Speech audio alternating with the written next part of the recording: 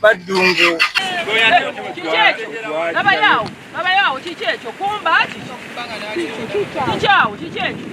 Kumba chicho. Naye nga generally olaba nti nno bwetwongera measures okwongera okutereza kubanga eri effect gye twasanga ng'ekyovu kingi eyaddala si gye tukoze ekyo.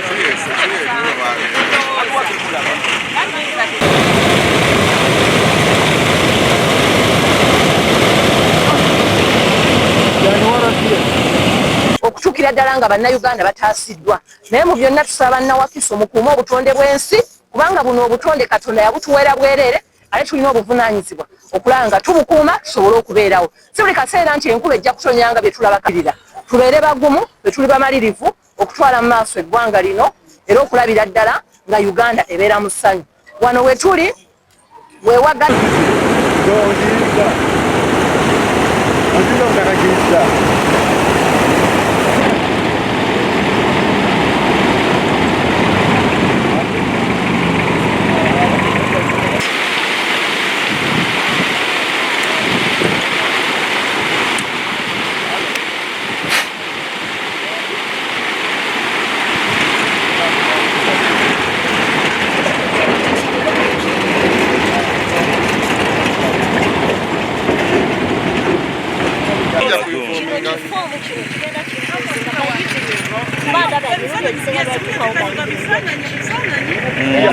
Kisinzira ku season. Naddala mu dry season. N'omweye tweninga okugoyinga apo. Kati bwejira. Of course muno mulimu chemicals, mulimu nutrients. Kakati nutrients ezo zigera ziyinga apo nezikola fomu. Part of water treatment era ne betuba tuteekina amazzi ago. Eta abakugu ne basena ku mazzi gano olw'okuba olw'ekivundu kino kye tuwuliramu nga twagala tulabe ddala amazzi gano lwaki gaba gawunya ate ng'ekitogo kirina kusengejja amazzi nga malamu naye bukyanga bajja ne batwala samples tebatuddizangako nti oba chemicals bwezise zirimu oba ekizibu ekiti kyekirimu naye nga ffe tumanyi nti industries zino eziriraanye wano okumpi ze ziyiwa muno mu kitogo chemical amazzi gano ne gakola ki ne gaba mabi so tusaba abatwala sample z'amazzi gano batwanguyirizeeko tusobole okulaba nga tutaasa obulamu bw'abantu baffe kubanga kati kitutte ebbanga ddene nga tebatuddiza kiki ekyava mu mazzi gano kuba nammwe bwe mutunula ekyovu mukiraba bwe gayita wonna galeka gookyezaawo so ng'ekyo tekiri nnomo ku muntu wa bulijjo nti amazzi gasobola n'okwokya omuddo we gayitira so tukumira abantu bonna omulanga abalinaanye ekitoogo kino nti amazzi gano tegannaba kubeera seefu amazzi gakyali ga bulabe paka nga tufunye results ezagavaamu. Lwaki mwekengera okuba nga waliwo ekigenda mu maaso ku kitundu amazzi gano? Lwaki twekengera nti amazzi gano gayinza okuba nga ga bulabe eri abantu?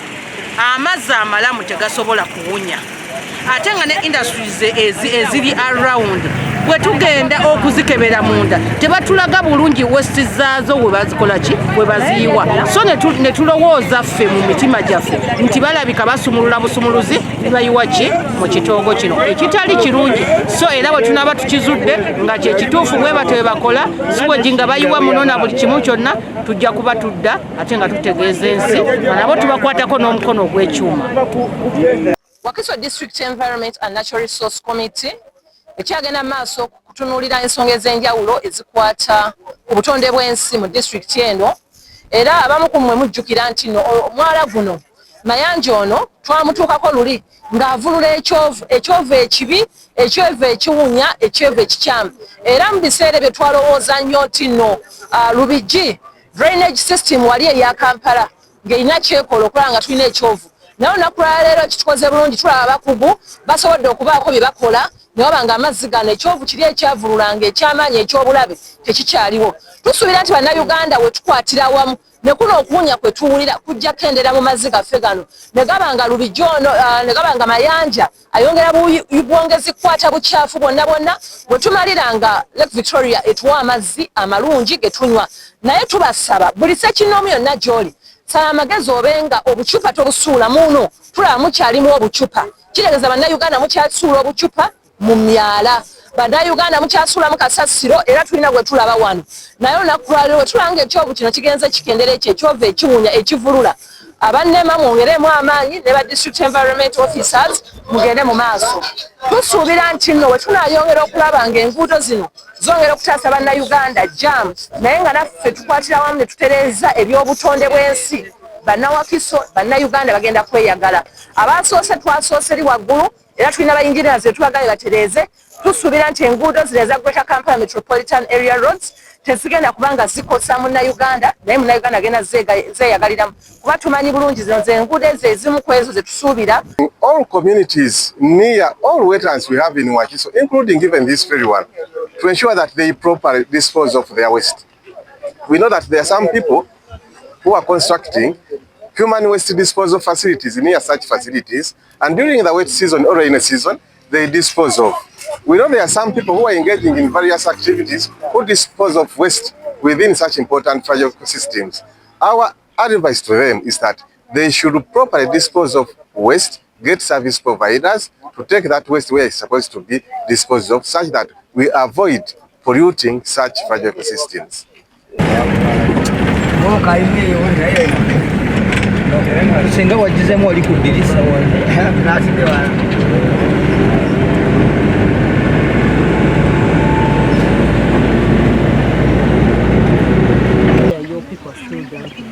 And there is no we can guarantee. So to be safe and to safeguard the swamp, we should find a way of whether it's the engineering concept, even you engineers, I'm asking you.